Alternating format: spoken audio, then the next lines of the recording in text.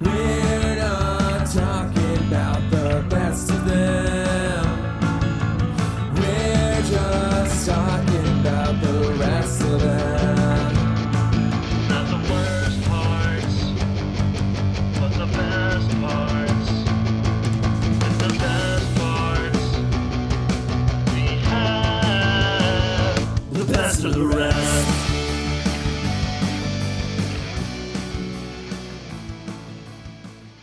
Hello, and a mother is God in the eyes of a child.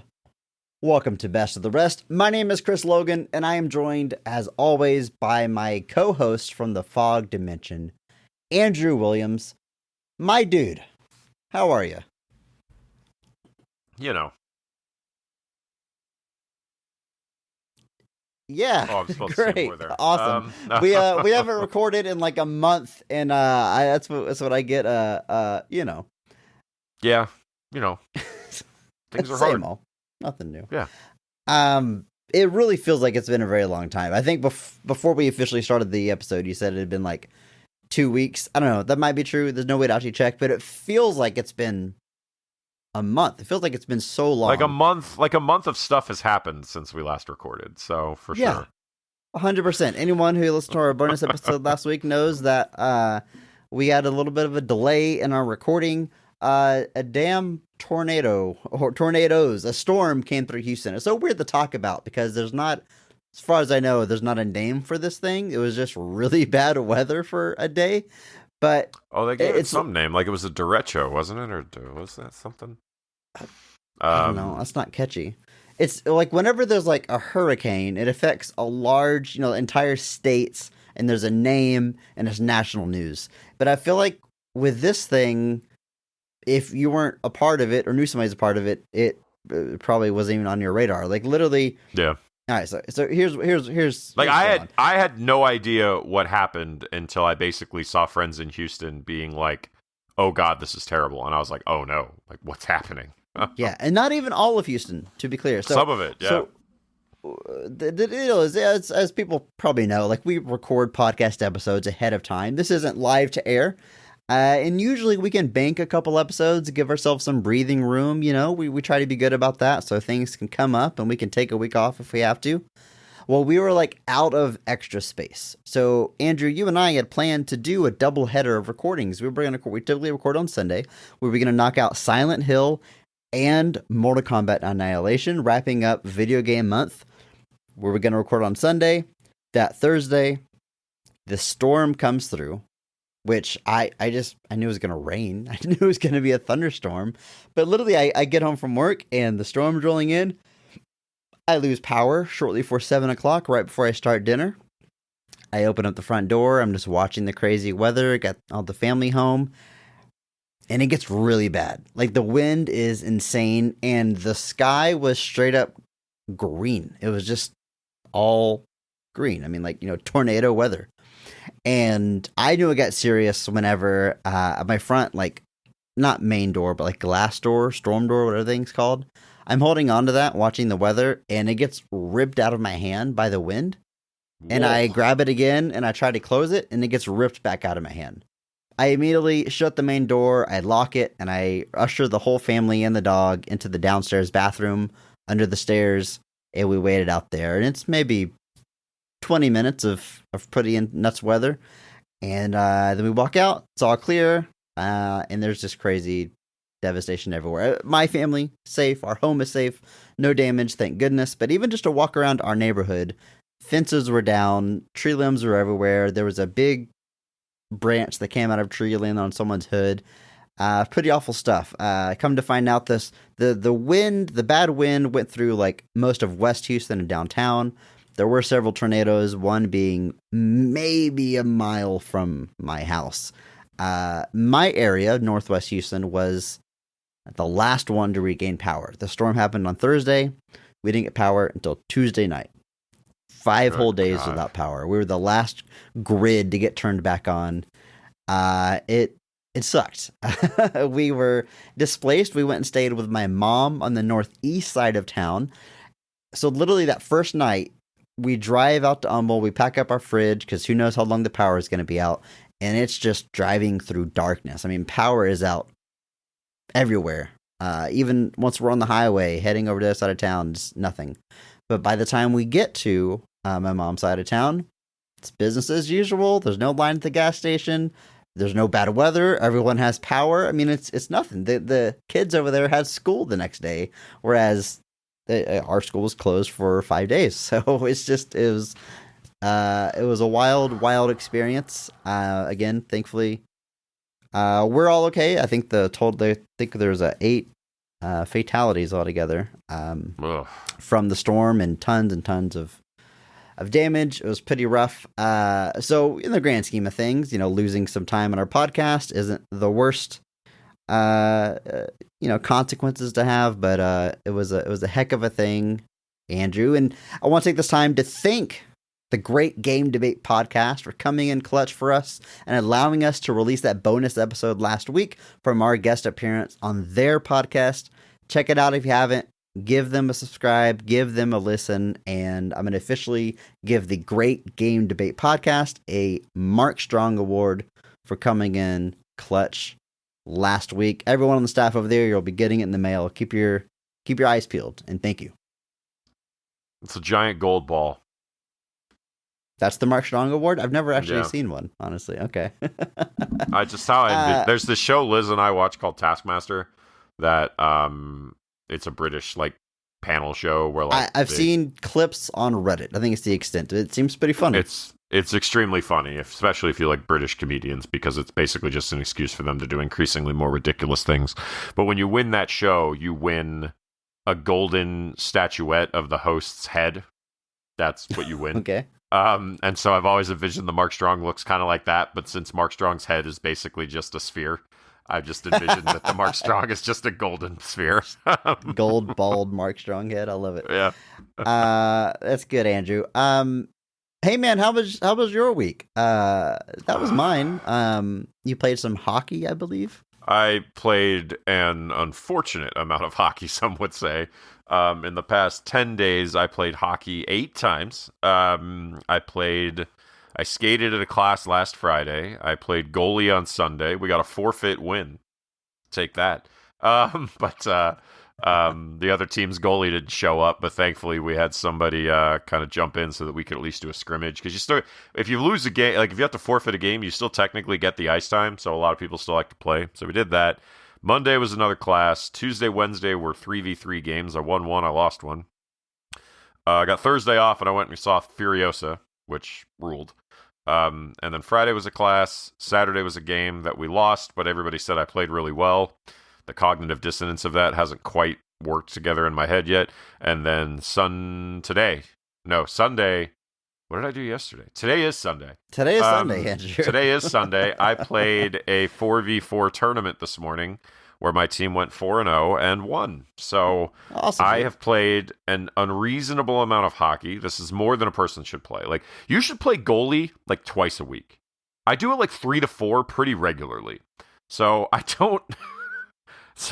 So my knees are not going to be happy with me in 10 years. That's what I can gather from all of this. Goalie in a 3-on-3 game sounds insane. It sounds actually well, and we insane. also play it on a smaller sheet of ice. So you got your full-size hockey rink. 3v3 on that is actually terrible because there's not enough of you. The puck just gets iced all the time and you're just chasing it the whole time.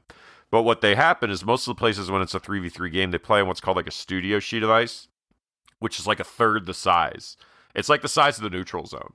So you've got a net on each end, and you're just going. And it's 3v3 plus goalies. So when you're in a regular game and the play moves to the other end, I can chill out. I can sit. I can relax. I can stand up. I can take a nap. I can do whatever I want if they're down there. And then if they're starting to come my way, I can see them coming my way, and I can react and get positioned and figure out what's when going you've got to break and when you got to be on. Yeah. Now, a 3v3, you can't really do that because the ice is so small and the play can shift so quickly that the guy can be on you in 2-3 seconds. And so you have to basically be locked in and engaged the whole time. So it's a great way to get better if you want to like improve, because you're always under fire, you're always taking shots, and you're going to get scored on too. So if you actually need to start coping with getting scored on, it's another good way to do that, because there's no way to stop everything just because it's so hectic. I had a flurry of saves in one of the games where I legit made like 4 or 5 saves in a row, and then we couldn't get it out of the zone, and they shot it in on like the 5th or 6th try. And I was like, well, and it's frustrating because you're like, I just made like 4 really good saves, and then it goes in on the 5th, and it feels like it's all for nothing, but you're still improving, you're still getting there. But other than that, that was mostly what I did, but I did have my family in Houston are all also okay after the devastation. I don't think my parents have ever lost power during any of Houston's issues in the last several years. It happens a lot, so that's pretty impressive. So I don't think they have, or if they do, it's only for a couple of hours. My brother did lose power for a while. I think they went for a few days. I won't divulge too many details. My sister ended up having an emergency at her house, probably semi-related to the storms. It wasn't because of the storm itself. It was something the storm... that's not the way to phrase it. Like, the storm caused issues with power, which caused an issue within the house that is going to require some months of remediation. And it was a fire. I don't know why I'm playing cagey about it. Everybody's fine. All of the cats are fine. All 4 of their cats are fine. The fire department got all of them out. I think my mom got one of them out. Because like the fire hit and they like got outside, and there was actually kind of like a genuine like, oh God, do we need to go back in and get the cats? And my grandfather used to be a volunteer firefighter, and so my mom called her mother and was like, do we need to go in and get the cats? And she was like, do they know there's cats in there? And she was like, yeah. And she's like, they'll get the cats. It's what they do. And it is what they did. And just once again reminding you guys that no one has written a song called F the Fire Department. This is very good point, Andrew. Glad everyone is safe and okay, but that does sound like a real pain it's awful coming up. It's terrible. Yeah. But not good. Speaking of terrible, you saw Furiosa, which I did. I'm jealous. Speaking I really of terrible, what? Hang on. Give me a second. I did not see it, even though Furiosa was my first round draft pick in my fantasy movie league. Shout out to the Draft Punks Discord server. It's doing very well for me, by the way. But I watched The Judge on Netflix. Was my big watch while I was staying at my mom's house. Not a good movie. #PP. It's sort of significant if you listen to the Blank Check podcast, which I'm a big fan of. It's kind of significant in their lore. As one of the earliest movies they've covered outside of Star Wars. Is that somebody's Blank Check movie? No, it kind of led to them becoming Blank Check. They used to be a Star Wars podcast. Then they did a bonus episode on The Judge, and that led to them retooling the show. At any rate, I had never listened to that episode because I had never seen the movie. So I was like, okay, let me see this movie. How bad could it be? It's Robert Downey Jr. He's great and everything. Robert Downey Jr., Andrew, the ultimate, the movie's not good, but his performance is great guy, right? I mean, he's never given a bad performance. He's always seen Dr. great, Dolittle? but I haven't, but I imagine, I believe it's bad. It can't be because of his performance. Robert Downey Jr. It's not because of his performance. Okay. All right. Well, maybe that's the one. Maybe that's the one. But I just feel like he's so good. I mean, like Zodiac and Good Night and Good Luck are great movies. Oh, yeah. But he's so good at the small part that he has in those movies. The Judge is insane. I mean, there's like a melodramatic story with him defending his dad, who's a judge, and his dad like he's on trial for hitting someone with his car. And spoilers. The end of the day, it's not proving he didn't hit this guy. He hit him. He did. And he's just trying to like lessen the charges. That's the big, it's very bizarre. There's the side plot where Robert Downey Jr. like makes out with this young bartender. And then he reunites with an old flame and finds out the bartender he made out with is her daughter. And he does the math, and he's worried most of the movie that it might be his daughter. You know what the resolution is? It's not his daughter. She hooked up with his brother. So it's his niece. So it's okay, Andrew. He just made out with his niece. That's the end of that side story. Bonkers movie. It's over 2 hours long. Anyway, this isn't a podcast. About the Judge, now streaming on Netflix. If you're curious, this is this is a podcast about Silent Hill, because each week we take a second look at a movie that was poorly received upon release and challenge ourselves to only talk about the things we like and what the movie does well. It's Video Game Month 2. And this week, yes, we are talking the 2006 film Silent Hill. Andrew, what's your history with this movie, with this video game franchise? Any interaction at all before this week? His preparing niece, seriously? for this podcast. Come on. Like, no, Vincent the judge is this weird thing where, like, I see clips of it on, like, TikTok or something, and, like, people will share, like, some clip of, like, Robert Downey Jr. and Robert Duvall, and they have, like, a really good scene together. And I was like, yeah, they're two really good actors. Of course they had a really good scene together. But, like, I always love the comments on that, because they're like, oh my God, I can't believe how underrated this movie is. And I was like, this movie is not underrated. It is, in fact, very properly rated. Like, everybody knows this movie, like, generally. Like, it's always that thing where, like, I'm waiting for somebody to be, like, talking about, like, Fury Road and being like, oh my God, it's so underrated. I was like, you idiot. Like, I just can't. Anyway, I saw The Judge once years ago. Forgotten all about that.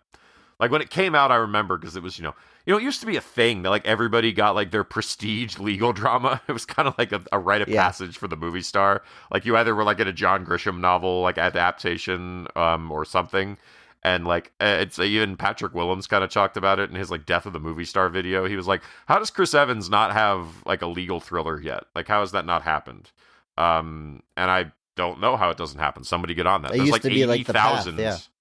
Like, there's 80,000 John Grisham books out there. Assuredly, you can find. But, like, yeah, like, Matthew McConaughey's got A View to a Kill. Not A View to a Kill.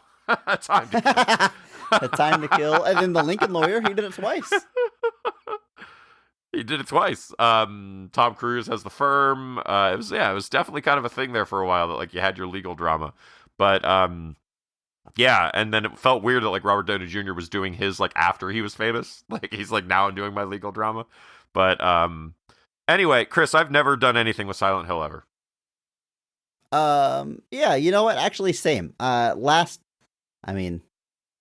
was gonna say last week, or last episode, Resident Evil, I talked a lot about how I was a huge fan of the franchise and the video games, and I've played all of them. Silent Hill, complete opposite. I've never played any of them, which is kind of strange because they're in the same vein of video game, and I've heard, especially the early entries, are very, very good. I don't know why I never got around to it, but I didn't. Silent Hill 2 in particular, I hear, is a masterpiece. Never played it. I guess technically I've played one game in the Silent Hill universe, and that is PT, which isn't even a full game. PT stands for Playable Trailer. No one knew that it was Silent Hill when it released, but it was a collaboration between Guillermo del Toro and Kojima, the Metal Gear Solid guy, Hideo Kojima. One of the scariest video game experiences of my life. If you've never played PT, they've taken it off the shop. Find a way to watch videos or play the bootleg. It's insanely creepy and scary and unnerving. But at the end of that little teaser, you find out it was for a video game called Silent Hills, and Norman Reedus was going to star.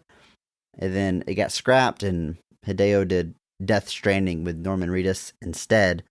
But that little playable teaser is the only thing I've played at all related to Silent Hill.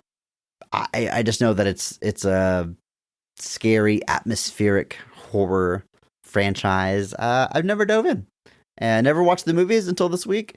So yeah, just like you, Andrew, watching this movie is my first foray into the world of foray. What a good Silent Hill. Thank you, appreciate it. I should be a professional podcaster. Let's set the stage a little bit. I always say foray and sound like an idiot. So foray. I always say foray. Like, this is my first foray into this. Yeah. Andrew, this movie was released April 21st of 2006. It was made on a budget of $50 million. Kind of high for a video game movie, honestly. At the box office, it brings in just over $100 million. So not a flop by any means. DVD sales still strong in 2006. Definitely made this movie profitable. Critically, it's not well received. probably not surprising for a video game adaptation in 2006, holds just a 32% critic score on Rotten Tomatoes. I tried to get a gauge for how fans of the video games felt about this movie. It seems mostly positive. If I'm wrong about that, by all means, chip in. But it sounds like the creators, our director in particular, wanted to be faithful, at least to the feel of the video games. I believe the plot is mostly taken from the first video game. Some character names have changed. Some stuff has changed. But a lot of details and even creatures seem pretty faithfully translated from the games. And it seems to be mostly well received by the video game fan base. Yeah. It seems like the way I think Wikipedia put it, that seems to be largely backed up, is that at the time it came out, it was a pretty split reaction, but especially like over time now, kind of, we're almost 20 years since this came out. Ugh. My knees just gave out. But it's the reception has kind of been pretty kind. I think the atmosphere people really enjoy. I think the creature designs people really enjoy. They can see that a lot of effort was put in, and I think retrospectively, at least, fans seem to appreciate that. The movie is written by a man named Roger Avery, who a few years after the release of this film would go to prison for DUI manslaughter charges. So guess what, Andrew? Don't have anything positive to say about this guy. Screw that guy. Hashtag PP. Let's move on to the director. This movie is directed by force of habit, Christoph Gans. And the director really sought the rights to make this movie. He really championed getting a Silent Hill adaptation. It looks like a lot of studios were interested in the property, but he was granted the rights for his... he recorded, I think it was almost a 30-minute interview with himself, just pleading his case to the developers of the video game, sent that in, they granted him rights. So it's... when a property like this is getting adapted, you want it to be by a fan of the source material because they're probably going to try to be faithful. As far as his previous work, gained notoriety with a film called Brotherhood of the Wolf a few years before Silent Hill, which is a French film starring, amongst other people, alum of the show, Monica Bellucci. So you know what? Maybe I've got to check it out. Pretty well received by everything I can see here. I didn't know about this, but Brotherhood of the Wolf is a 2001 French period action horror film. So, yeah, I'm going to check that out. And Monica Bellucci's in it, Andrew. Speaking French.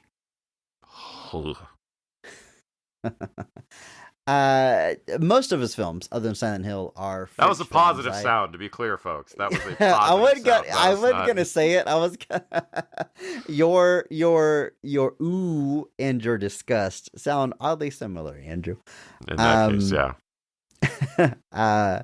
He does have a movie in the works called Return to Silent Hill. Yeah, Silent I didn't Hill, actually realize that he was doing this sequel that I was reading about. I don't know how that slipped past me, but he's coming back because there is a sequel. There's Silent Hill Revelations that came out as a direct sequel to this. He did not direct it, but he is returning to the franchise with the appropriately titled Return to Silent Hill. Not many details out. It seems like a, what do they call these? Re-sequel, reboot / sequel. Requels, unclear. I don't know how exactly it's going to work out, but I think people are pretty excited about Christoph returning to the franchise.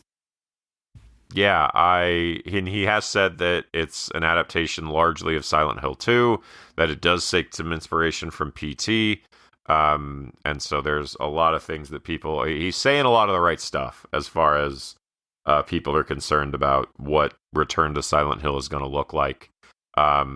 Yeah, because there is a sequel, Silent Hill Revelation, and there is some returning cast, but it is a weird thing. So I'm a little, yeah, we'll talk more about that as we get through this episode. But it is interesting that he gets to come back and, again, almost a full 20 years later, and return to the Silent Hill universe. That being said, Andrew, I think it's time that we jump into this film, talk about all the positives, everything we like about Silent Hill. You ready? Yes.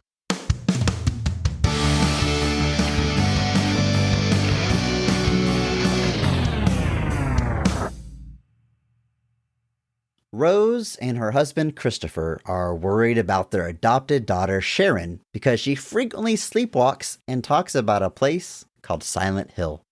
When her condition continues to get worse, leading to her sleepwalking through traffic, Rose decides to take her to the town of Sleepy Hollow against Christopher's wishes.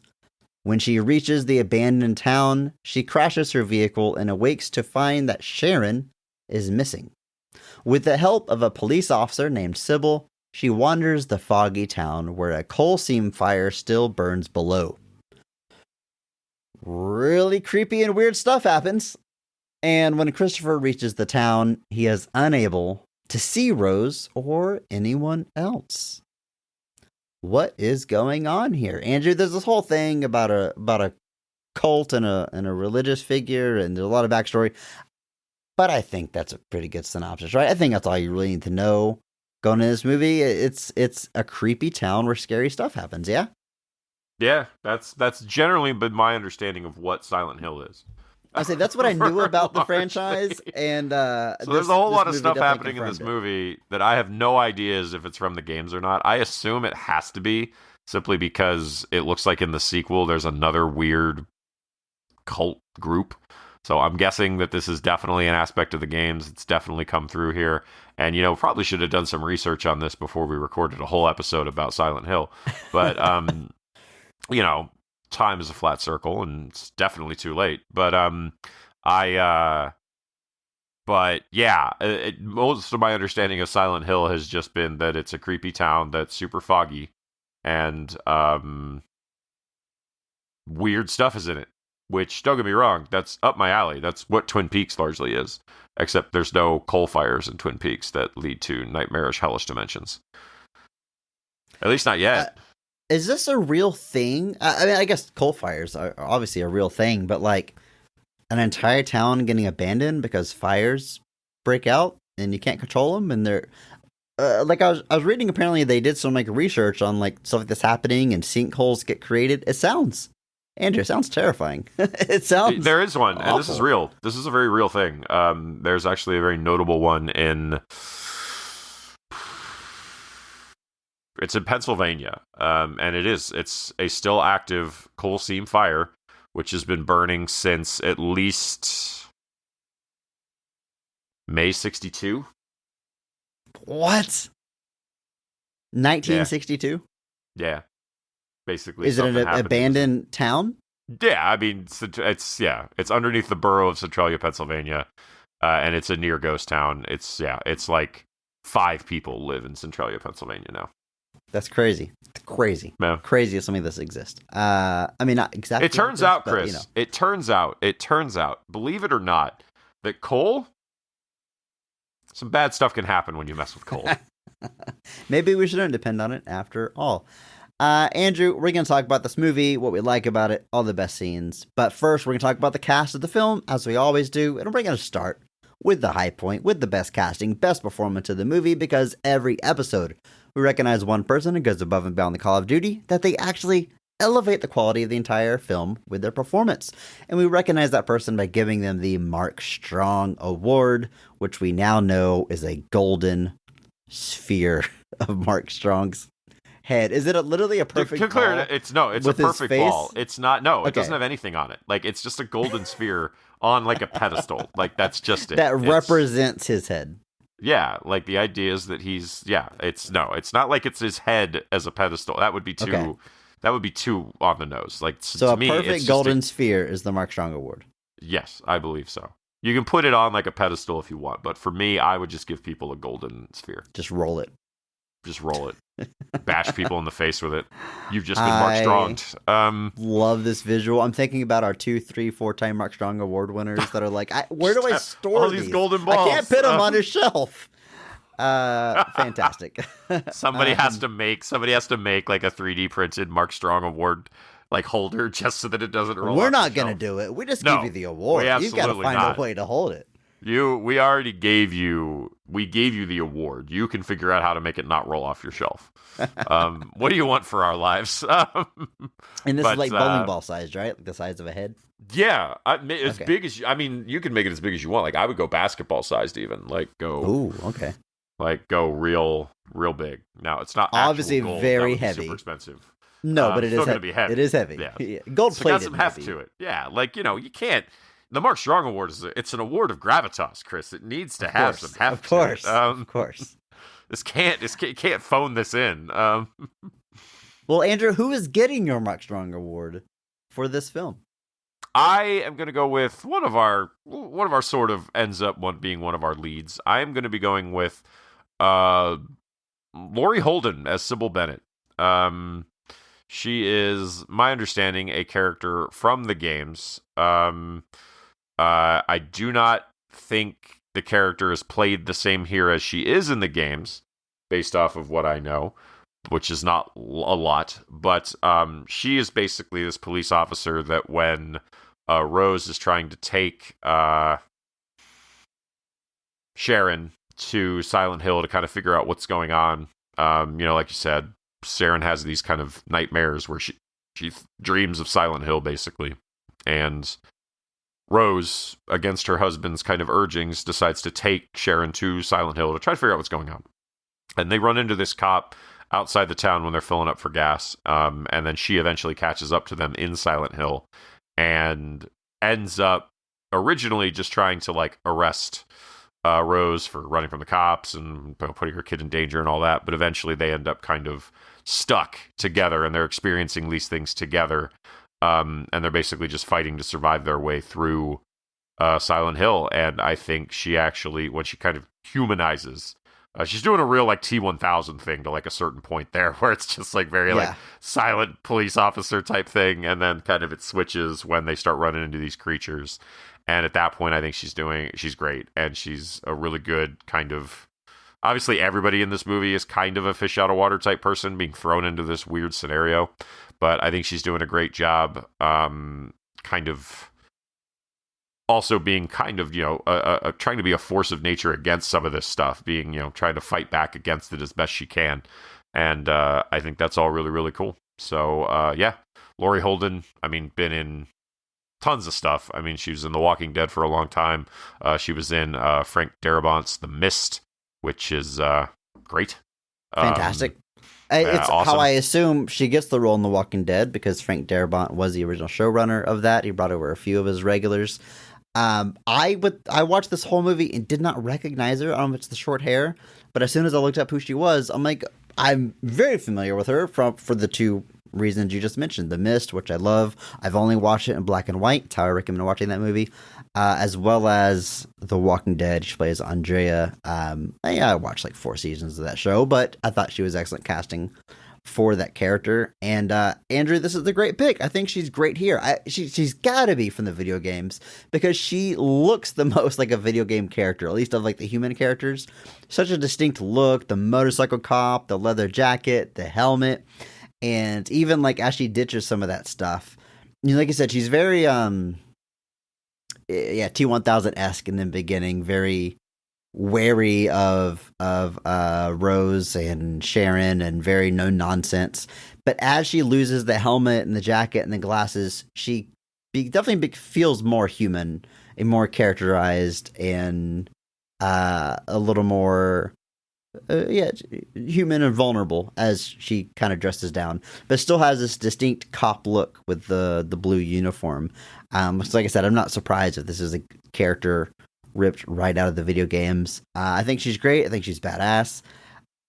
Brutal death. Absolutely brutal. Oh god. There's a scene where you think she's being killed, but it's like off screen. So it's like, okay, maybe she's going to come back. And she does come back, and then she's brutally killed. We'll talk about it when we get to scenes. But Andrew, I like the pick. She definitely stood out to me. But I think I'm going to give my Mark Strong Award to the other lead of this film, which is Rhoda Mitchell. How dare you? How dare you make a completely valid decision? De Silva. I think the two strong leads. I like it. I'm just going Rhoda. She's got an array to do here, right? She's a concerned mom.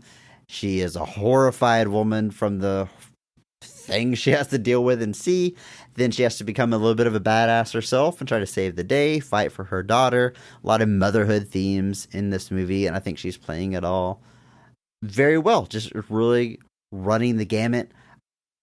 I imagine it can be hard for like to be a female lead in a horror movie to try to elevate it beyond woman screaming, right? Obviously, that's going Right. to happen, but Yeah. to find Like a some other classic layers, final girl thing, yeah. absolutely. But I think she finds some other layers to it and plays it all very well, and for that reason, getting my Mark Strong award. Another actor that watching the movie I did not recognize, and then I looked into her filmography. I was surprised to see she was Australian, but I know her from The Crazies, which is Yep. hands down one of the best remakes ever. Certainly one of the best horror remakes ever. That I love that remake of that film. So she's got a number of horror films up and down her filmography. Seems to really enjoy the genre, and she's pretty good at it. Yeah, I actually remember seeing The Crazies, and just the whole time I'm watching it, I'm just like, so this is good, right? Like, this, Yeah. I Oh, yeah. guess, like, so you kind of condition yourself to think that, like, the horror remakes are just not going to compare to the originals, but I actually think that was if there was one thing that happened during that craze that I think was the right decision, it was finding the lesser known horror movies and remaking I those. agree. Not that you necessarily need to, but like when you remake Nightmare on Elm Street and you're doing it without Yeah. Robert Englund, you're fighting an uphill battle. When you Yeah. redo Texas Chainsaw Massacre, like you're not going to top the legacy of the original. right? Not Or saying- like Friday the 13th. Like, why are you rebooting Friday Yeah. the 13th? Just make another one. Like, you don't have to complicate this, but like there's expectations with those. Whereas something like The Crazies, I wouldn't be shocked if most people that went into the 2010 Crazies movie didn't know it was a remake of a movie. Yeah, I agree. So another horror remake that I actually really, really like is the My Bloody Valentine remake they did with Jensen Ackles back. I think it was 2010 or 11. Like, I think that was I haven't great. watched that, but I've heard the same thing. It's very good. And they actually, I've seen the original, and they actually changed it up in a way that I think is pretty organic. And it's like, it's one of those things where, like, I'm not saying that, the My Bloody Valentine remake is one of the greatest films of all time or anything, but like, it's like, okay, we're taking something that's got very few expectations and we're trying to put a spin on it. And I'm not going to say that always works. Like, the Prom Night remake is pretty paint by numbers. But I think those were definitely where you saw a lot more of the potential. And, when people are like, why bother remaking something? I think there is instances when you look at things like The Crazies or My Bloody Valentine to take a concept and put a new spin on it, and kind of show that there's some life in the concept, especially in some of the stuff that only has like one or two installments, or in some cases just one. And versus something coming in and being like, oh, we're going to reboot this movie with 12 films in it. It's kind of like, haven't we said all we need to say? Or if you're going to do one, just do another. Like, that Friday the 13th reboot always kind of gets me because there's nothing about that really dictates it being a reboot. Like, you almost could have just slapped that as Friday the 13th part 11 if you really wanted to. And it's with minimal rejigging, you could have done that. And I'm like, whatever. But no, The Crazies, great. Also, I will definitely agree. Rhona Mitchell is doing a great job here. She is obviously a mother that's got this child. She's desperately trying to help. And so there's a desperation. That turns into even great. So there's like a curiosity about what Silent Hill is and how it might help. That turns into an even deeper desperation as, the child disappears and the mysteries and the secrets of this town become revealed. And I think she does a great job carrying all of that through. Sean Bean is in this movie. That was a bit of a surprise to me. Of Lord of the Rings fame and 1,000 other things. Very notable actor. Playing Christopher De Silva, Rose's husband, Sharon's adoptive father. And this movie kind of swaps gender roles of the horror genre, or not even horror genre, of movies, where like he's the concerned husband chasing after her, and the wife gets all the fun action scenes and stuff, and the story development stuff. I mean, he's pretty minimal in the grand scheme of things. He's looking for her the whole movie, and that's pretty much it. He gets some expositional scenes with the cop that he meets up with, but Andrew, if his scenes feel a little tacked on to the script, it's because they kind of are. The original script was rejected by the studio, and their big note was add male characters. So they added his character and the male officer that he works with. So there would be men in this movie because I assume studios thought young boys wouldn't go see it if there was only women. I know this is 2006, but I feel like even by then we should have been past. Like, what is this? What is going on? So dumb. It's so dumb. But I will say, just like Resident Evil, the undisputed two leads of this movie are both women, and that's cool. And it's not a thing where it is what it is. Like you said, I think on that episode, if it's released now, there would probably be claims of it being woke for no reason, just because it's two women. But I thought that was a pretty cool move. And that's not. I mean, Sean Bean does a great job, but I mean, he just not a lot to do. There's really not, and we kind of talked about this #PP, but like it feels tacked on, like it feels like we've just added a subplot because ultimately Sean Bean has no bearing on the actual events of this film. He just discovers some of the relevant information before the leads in Silent Hill figure it out, and it creates this very odd thing because you've got Gucci. Is his name said Gucci? Like the fashion brand? Officer Thomas Genuinely? Gucci. I assume it's the Gucci, yeah. It's spelled the same. And he's apparently like, he's in a note in one of the games. You find that name somewhere. He's not apparently like a character. But like, so they're like in the town, investigating the town, but it's like they're in a completely different place.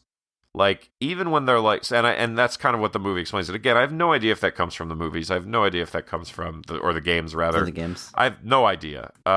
But they are doing this they're doing this like independent investigation, and they find out some of the relevant information, but it's not like they can pass it on to our lead characters. So they ultimately, and literally it ends with Gucci just being like, leave. And he leaves. Like that's how it ends. Like he has no bearing on the plot of this movie. And he's doing the best that he can, like you said. Like he's not got a lot of options, but like, the desperation of a father, all of that. I mean, he brings that through. And he is in the sequel. I don't know. And they changed the character's name to Harry Mason, which I think is the lead's name from the original Silent Hill. And so I don't know if that was an attempt to like bring it all back around and try to show who he is or give him a more sizable thing to do. But he's doing a good job with what he's got. But the nature of the plot line doesn't leave a whole lot for him to do. Since you brought up Officer Gucci, he's played by Kim Coates in a mostly I'm here to give exposition type role, but he's pretty good at that. And in a final key scene, we realize he's involved somewhat with the origin of this whole evil event that led to why Silent Hill is the way that it is. He's a character that seems possibly antagonistic at first, but seems by the end to be a good dude doing his best to try to keep everybody safe. Yeah, he's definitely... You're definitely given the implication that maybe he knows more than he's saying, which turns out to be true. And he's very antagonistic towards Sean Bean's character, but it's more out of like a genuine, this place is really messed up and you really shouldn't be dealing with it. Like it's genuinely coming from like a place of like, do not go here. Do not do this. Like this place is nothing but bad. It's bad news, man. You don't want no part of this. And I think I kind of do. that's literally what Sean Bean says. He's like oh man, my references are out of control. We all know that. But yeah, Kim Coates is great. Like he's he's a legendary, maybe not the right word, but he's a prolific character actor. He's been all over the place. You probably know him from something. Some of the big stuff he's done is like Sons of Anarchy. He was on Prison Break for a long time. He was everywhere you can look. I also know him from a little movie called Goon, which is a hockey movie starring Sean William Scott. He plays the coach of that team. He is very, very funny there. Just being kind of your classic, hard-nosed Canadian hockey coach for the Halifax Highlanders of the... God, the league they're in that movie is so weird. It's like this needlessly long maritime hockey league or something. But he's great in that. He's great in almost everything. I mean, he's been in a lot of horror movies too. I think he was in some of Rob Zombie's horror films that he did. Also, alum of the show from a little movie called Waterworld. Oh, good call. Good call. I don't know that. Did we talk? I think we did because he's very creepy in that movie. Yeah, he's great. I've always liked Kim Coates. He's that guy that a lot of people will be like, oh yeah, I've seen him, but they don't know what his name is. Yeah, that guy. Yeah, that guy. So yeah, he's doing his best here again, but like, so he gives a lot of exposition, and the only link we really get between the Coates Bean subplot to the original story is that like the Thomas Gucci, Coates' character, was in Silent Hill or in the aftermath of basically the inciting incident that causes Silent Hill to be the way it is. And so that's really our only link between the two. But he's doing a good job. It's weird seeing him like clean shaven, looking professional, because most of his stuff now he looks pretty ragged. So it's weird seeing him in stuff where it's like, oh, you look like a normal human here. He's the normal looking guy in Silent Hill. Somehow. Alice Krieg plays Christabella. Now, she is the zealot leader of this fanatical cult that burned a young girl because she was a little different and born out of wedlock. Pretty awful stuff. Very easy to hate. I mean, this character always works for me in movies or literature. It's like it's a trope of like Stephen King, the fanatical religious person, whether it's like based on a true religion or a weird cult made up religion or whatever it is, someone who's so driven by their faith that they do objectively horrible things, but they believe they're doing the right thing or fighting for it. It's very easy. It happens all the time for a reason. It always works. I think Alice is fantastic here. I think she has a great look. The almost like Victorian way she wears her hair really adds to it, and her pompous attitude and holier than thou way of being. It's pretty great when she gets ripped in half by the end of this movie. You want to see it. So I got to give it up for Alice for being so hateable in this film. Yeah, her character is so evil and just so it's very cathartic to watch her ending come. Yeah. I was curious if I'd seen her in anything before, and it turns out she played the Borg Queen in Star Trek many, many times. I don't think you're deeply familiar with like Star Trek lore, but there is a recurring set of kind of villains that appear called the Borg. They are basically like a weird enhanced collective. Like they're like a hive mind of like assimilated humans into this kind of dominating force. So it's this weird thing. Notably, Picard from Next Generation gets assimilated into the Borg and then gets pulled back out. And she is introduced in the movie Star Trek First Contact as the Borg Queen, and she reprises that role several times throughout now, like even including a sci-fi version of a cult leader, you could say. Yeah, basically. That's kind of where I was going with this. You had to cut me off and take my point from sorry, me. But, sorry. I thought I was putting it together, but you're you're leading. You did. It's fine. But she's super creepy in that role. Like it's a lot of like chewing the scenery where she's like monologuing about villains, and it turns out that, fanatical zealotess or zealot-esque monologuing is something she's really, really good at. So no notes there, but yeah, she's you can't wait for it to happen when it happens here, when she finally gets her comeuppance, and she is yeah, it's very cathartic. She's not nice. She is still out there. She was apparently in that recent Texas Chainsaw Massacre movie too, so she's getting her her horror reps in pretty hard. So yeah, she's very good at what she needs to do in this movie. Unfortunately, what she's doing in this movie is not very nice. 100%. Deborah Kara Unger plays Dahlia Gillespie. This is the mother of the young girl at the center of this film who, as I said a moment ago, her daughter was burned alive. So she is pretty, she's been broken outcast. Up about that. A little sad. She has dreadlocks now. She's like basically a witch of the town, and you don't really know what her deal is, but obviously she's been through some trauma. Plays really, obviously into the themes of motherhood at the center of this film, but mostly she's just that weird, sad old lady. But then you get the flashback where you see her as like a young, beautiful woman before her daughter is killed. So she kind of gets to play two sides of this character. But well done. Yeah. Yeah, she's looking a little rough by the events of this film, understandably so. And it is a heck of a thing, but Deborah is doing a great job bringing that grief and that pain to life. And then, of course, last but not least, we got to give it up for Jodelle Ferland, who plays Alessa Gillespie / Sharon / I don't know, does the evil one have a name? She's basically playing three different characters. She's the human version of the child, and then after she's burned alive, there is a manifestation of her rage and a manifestation of her innocence that becomes Sharon. So she's got to play innocent girl. She got to play an evil girl. You got to do it all. Really run the gamut. Just like I was saying about her mom in this movie. Gets a pass, as all child actors do. The child actors, come on. And looking up her credits, she's actually done a number of horror films. She's probably working on a pretty good line at the conventions. But she's in Cabin in the Woods as the young girl in like the hillbilly family.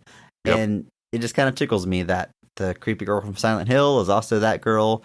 I guess this was a pretty good, reel to look at whenever you're casting that other role. But I gotta wonder with this girl, like, do you think she's into horror movies? She has to be, right? She keeps doing it. You would assume. Yeah, I guess you would think you. Well, I mean, same time, work's work. So I don't know. Yeah, that's true. It's a living. That's probably what she's saying. She's like, what? She's like 16 now, probably. She's got to be older. She's 29. Oh my god. She was born in 94, so she was 12 when this movie came out. And all again, right, as I this have movie's almost 20 years old. 20 years old. Jesus Christ, what is time, Andrew? She is only 8 years, it's not even. She's like 7 years younger than me. Well, life is pain. I'm sad. Life is pain. Let's move on, Andrew. Let's talk about the scenes of this film. And let's just go ahead and start with the best scene, Andrew, like we like to do. So in your opinion, when is this movie firing on all coal fires? Andrew, what's the best scene of the movie? It's when all of the cult members are getting ripped to shreds by barbed wire. It's pretty cool. It's pretty cool, right? It's I'll talk about some other scenes in a bit too, but like when that finally got to that, I was like, good.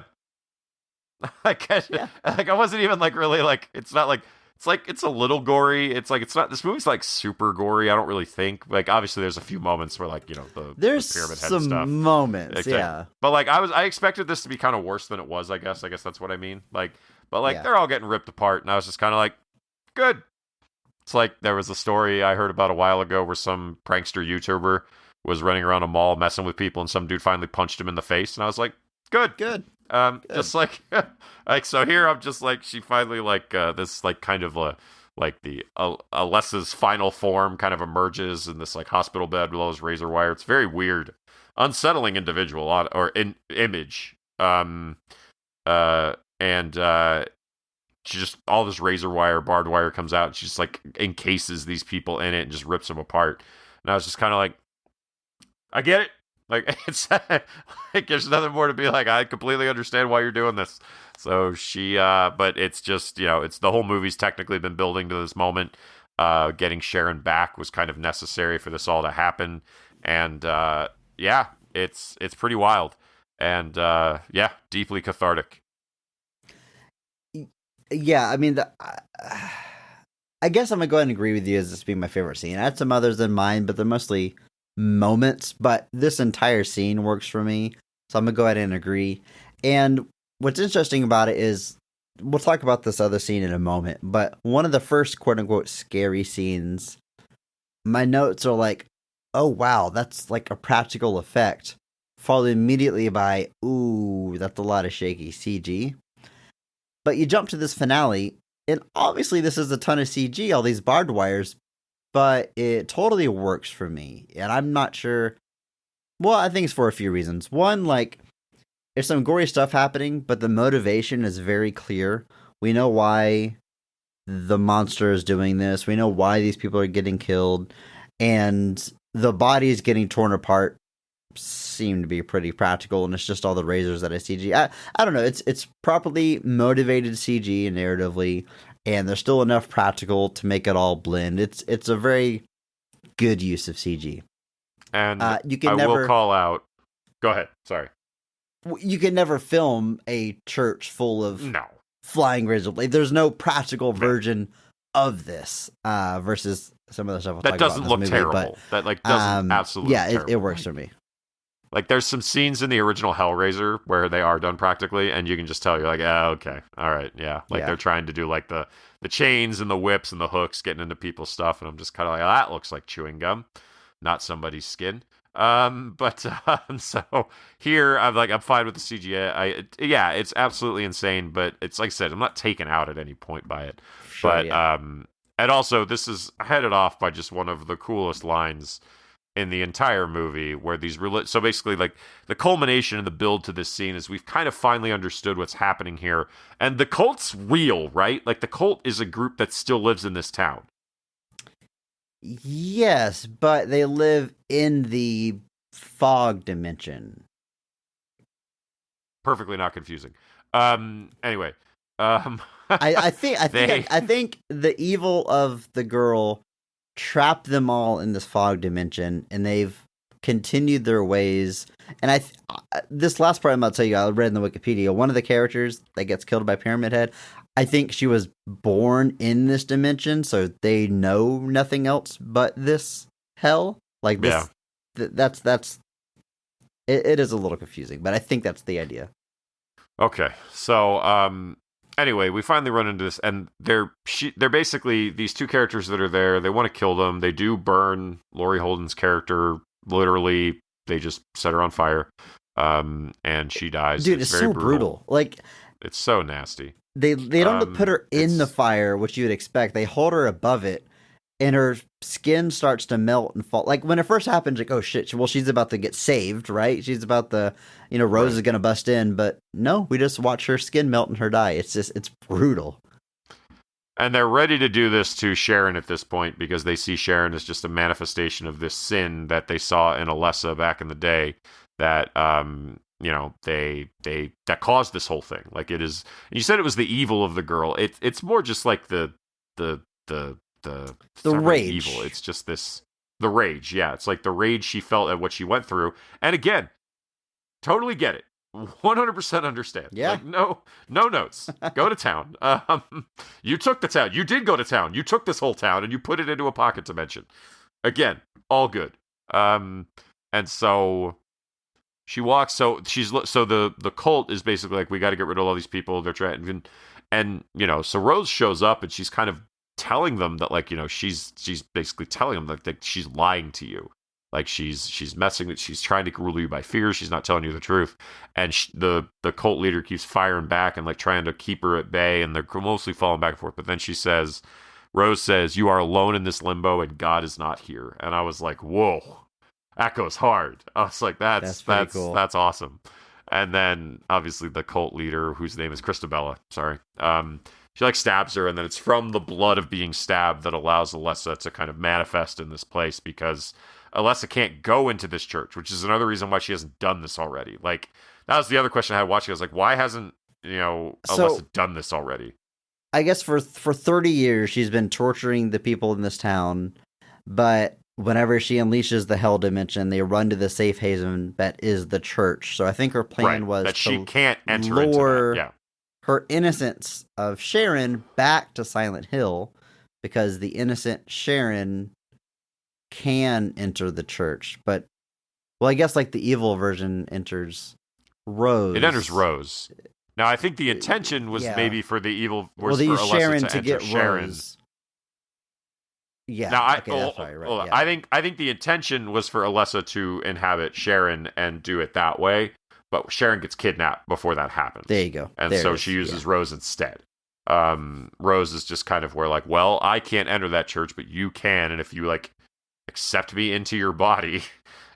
So it's a weird, weird sequence of events, but ultimately she gets stabbed and like her blood drips out and like she's able to like emerge and bring the hell dimension into the church and is able to basically flay all of these the brethren, as they're called, this kind of cult, and it's wild, but Rose comes in swinging with that hard line, and I was like, oh, that's awesome. And this whole sequence is just awesome.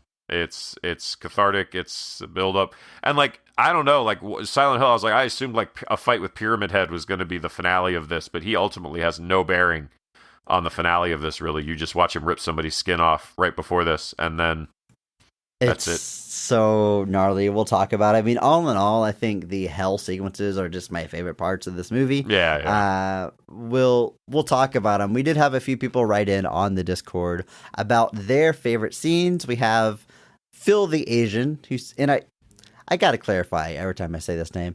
His screen name is Phil Zilla the Asian. I'm not just pointing out that our listener is Asian. That's a screen name. He's making me say it. He says about Silent Hill, did a great job of being faithful to the games, but approachable for anyone unfamiliar. I really love the unique camera work throughout. Well, I'm going to assume Phil is a fan of the games or has played the games, and if you're saying it's a faithful adaptation, I'm going to take your word for it. But I do like to point out it is approachable for people unfamiliar. Not that, I mean, we just kind of went over some of the details. It is a pretty bonkers story. It doesn't hold your hand, but I think nothing's really left. And we haven't played the games, and we followed it well enough. So I think that proves it's approachable for people unfamiliar. I like his note about unique camera work throughout. I don't agree 100%. And hashtag PP, some of like the camera spinning around the character, the show they're frantic, feels a little like, okay, this isn't too unique. But I think they do an excellent job separating the shadow dimension, or I think it's the fog dimension, the hell dimension, and then like the real world, all have distinct looks to them. And I think it makes it easy to follow and just visually striking, especially the scenes where Sean Bean is going through the town, and it'll show you like the same location from two different people's perspectives, and it looks totally different because they're in different dimensions. I think that is really cool. I'm not sure if that's what Phil is referring to when he says camera work, but I do like that a lot. I mean, in a lot of ways, this movie really goes for it at times, and I think visually that's one of the ways that it really really goes for it.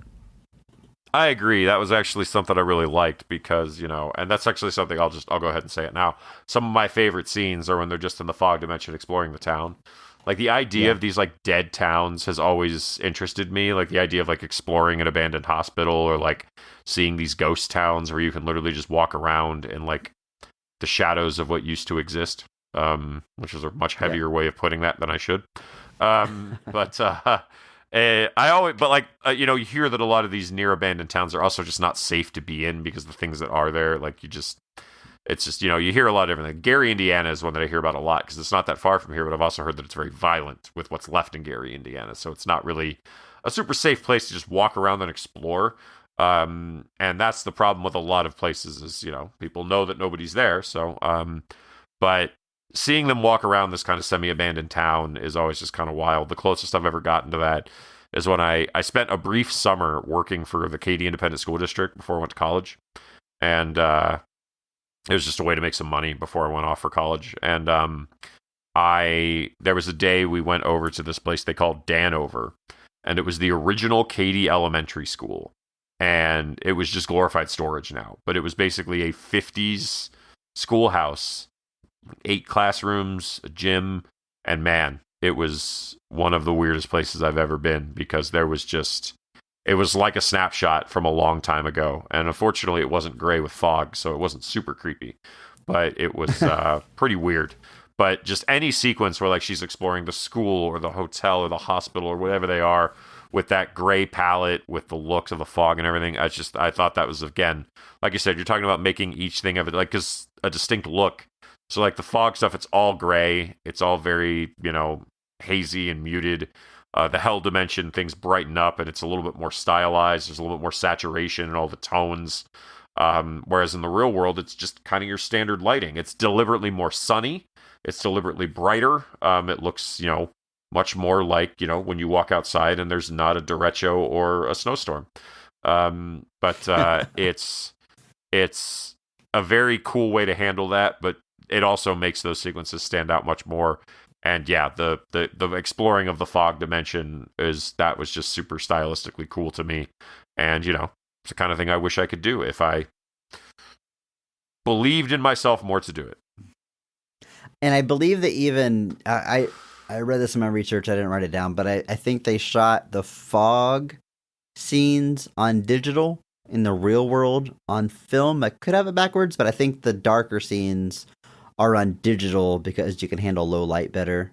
So like there's a very like tactile difference in feel between the two dimensions, which is, hey, pretty cool.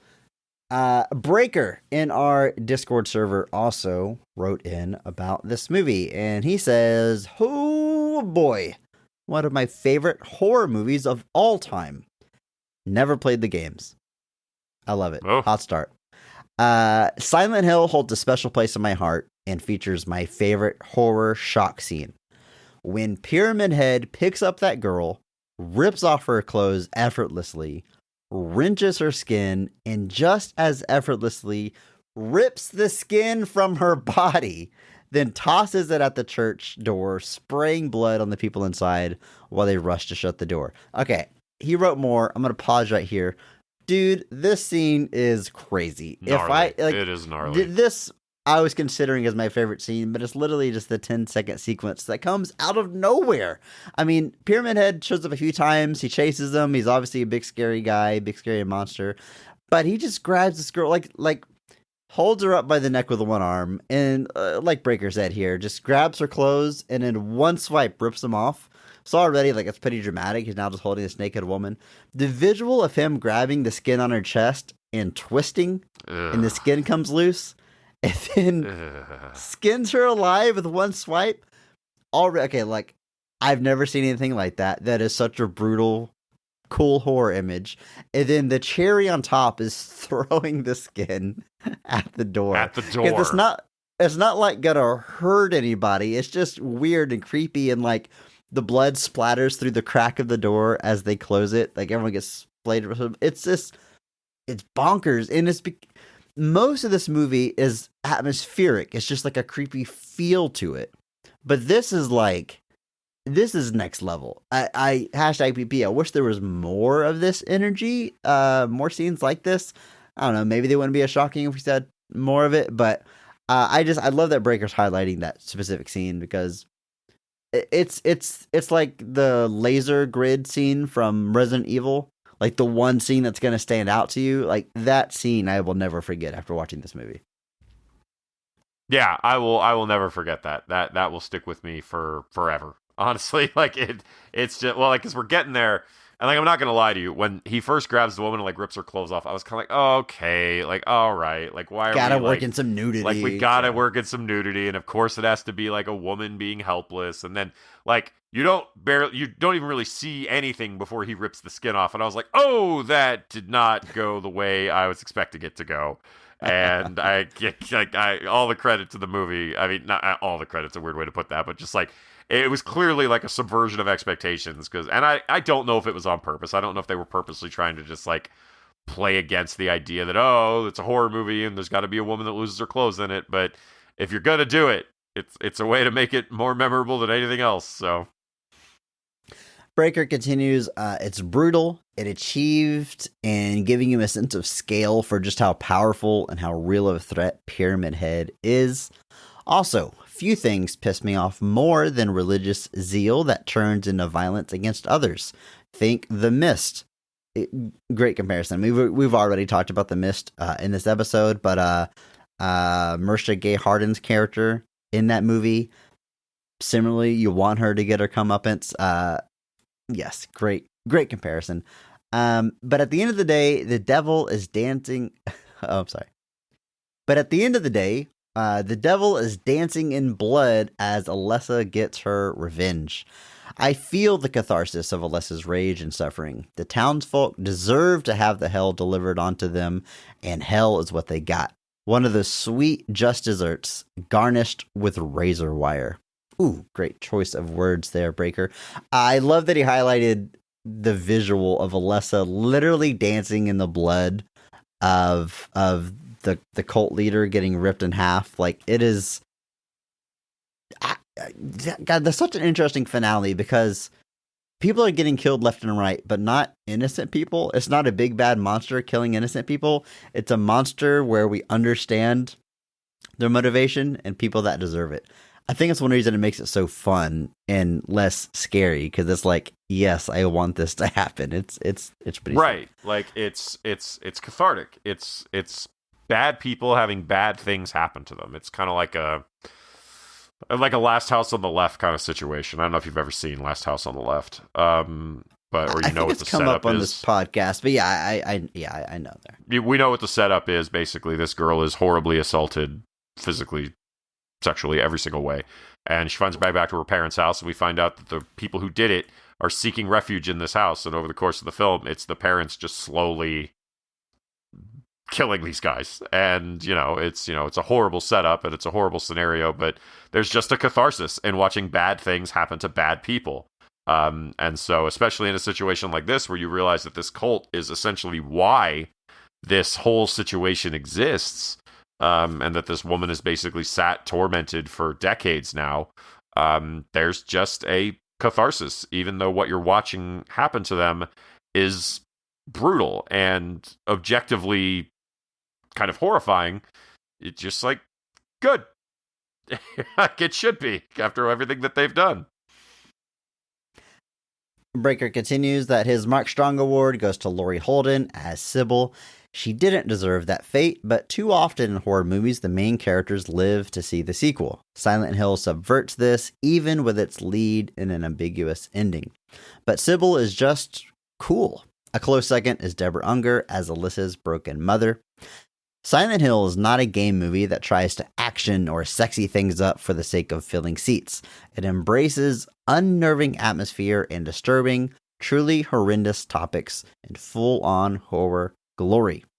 Fun aside, Silent Hill 2 might be the worst movie I've ever seen, full stop. Hopefully the new one they're working on can redeem the series. Thank you for writing in, Breaker. I'm very curious about Silent Hill 2. Hey, maybe Video Game Month 3. What would that be? Turbo? Video Game Month Turbo? We can get something around to Silent like Hill 2. But agreeing with you on a Mark Strong Award winner, Breaker is. And I think I gotta agree, even though I haven't played the Silent Hill games, gotta make that clear. I think it is trying to be faithful to the game. I mean, not to keep harping on Resident Evil, but that clearly changed genres to make it something different as a movie, which, whatever, that is what it is. But yeah, I do feel like Silent Hill is comfortable, the movie I'm talking about, at times being let's just sit in this atmosphere for a while.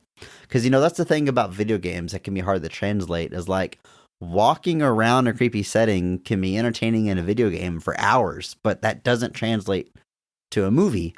But I think this movie smartly takes its time, and not to get too carried away here, but it at times reminded me of something you might see in like a 70s low budget horror movie where they're light on plot, but they're heavy on atmosphere, and they're not afraid to spend 30 minutes just letting weird stuff happen to you.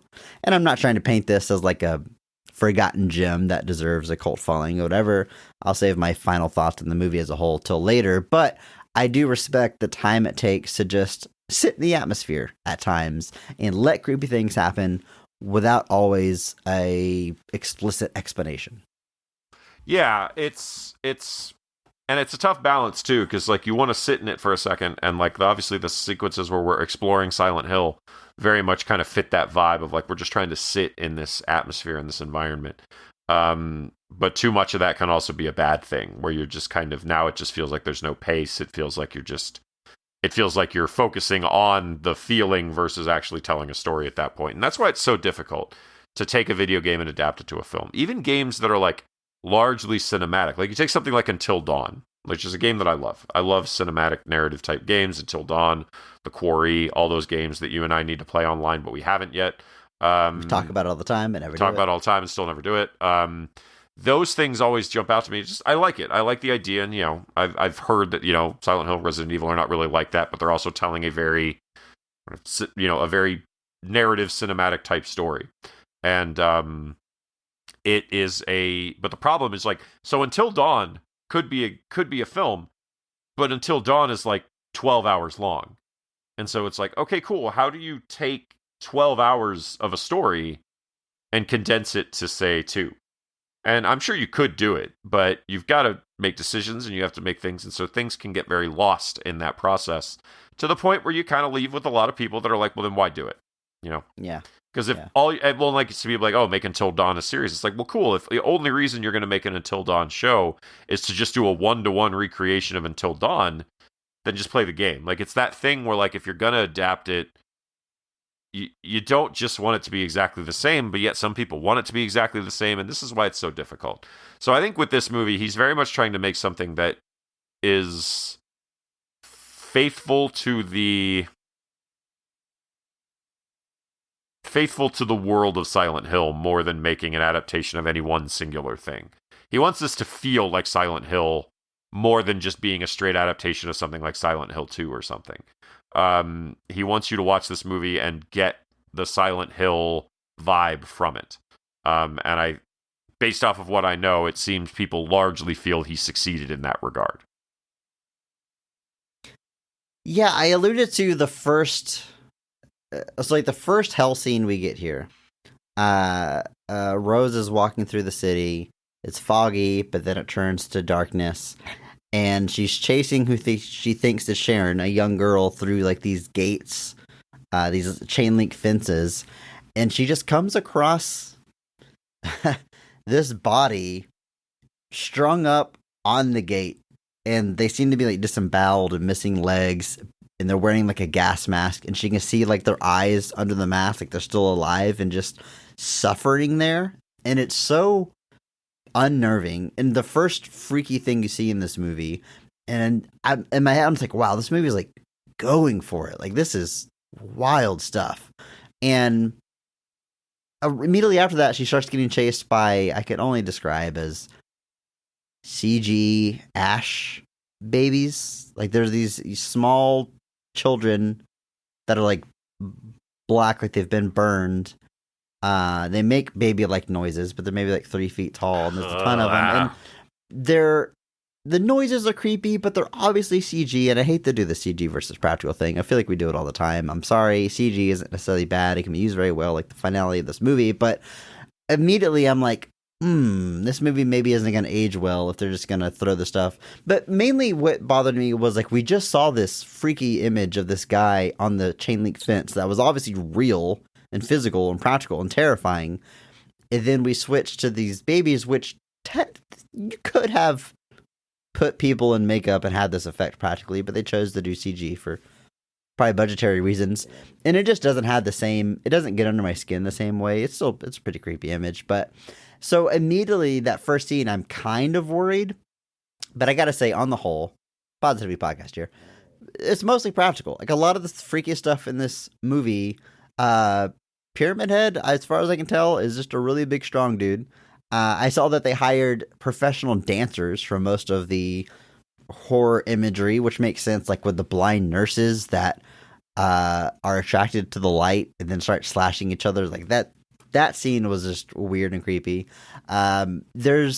She opens a bathroom stall and there's this mutilated body all tied up in barbed wire that then starts crawling out, which again, very smart to hire professional dancers to do this. Like this weird, creepy, unnerving stuff. And it is practical, which makes all the difference in this type of setting. And I think by and large, I mean, the best thing I can say about this movie is it goes for it for some of this over the top crazy imagery. The peak of that being Pyramid Head skinning that woman alive. I wish there was more of that tone, but I'm happy with the amount that we get. And again, just sitting in this atmosphere and just letting creepy things play out. And Andrew, you said something a minute ago that I got to totally agree with. Like, it's a hard balance because all in all, I don't agree. This isn't like Breaker going to be one of my all-time favorite horror movies. I think it's fine enough. There's a lot of things I really like about it. But part of me is like, man, I wish this atmosphere and creepy stuff is so cool. I wish we could just live in this more and don't explain it. But I know if this movie had zero explanation for all the creepy stuff, it would bother me. I know it would be unsatisfying. But at the same time, some of my least favorite parts about the movie are these extended exposition scenes where we're getting all of the backstory. And I'm like, well, I don't need everything explained. And it doesn't explain everything, but it's like, it's a tug of war, it's a balance, and I can't, quote unquote, fix this movie to my liking because I don't know what I want more of. Don't want less explanation. I know that'd be annoying. Andrew, what I'm saying is movies are very hard to make, but there's a lot of things I think this movie does very well that will stick with me for a long time.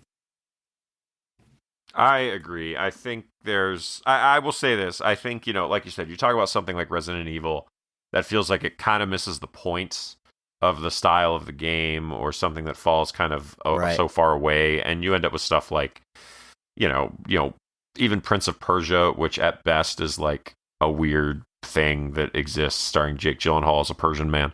But with Silent Hill, I think you can at bare minimum look at this and see that the director really, really cared about the franchise. There was a story that like he had like a PlayStation 2 and a 40-inch TV on set with Silent Hill so that he could show people like, this is the vibe I want, this is the angle that I want.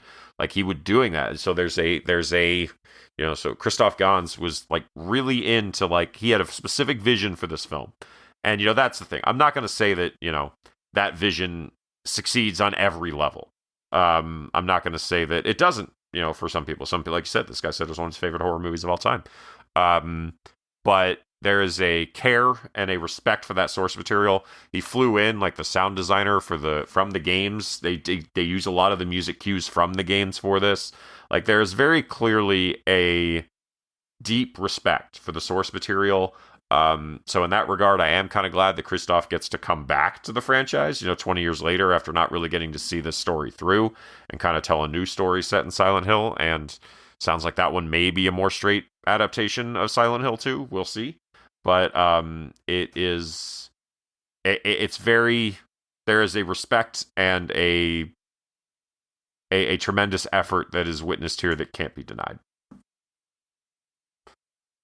And the score is pretty good. Yeah. I mean, it's apparently lifted largely from the first 4 Silent Hill games, so it should be. If it ain't broke, Yep.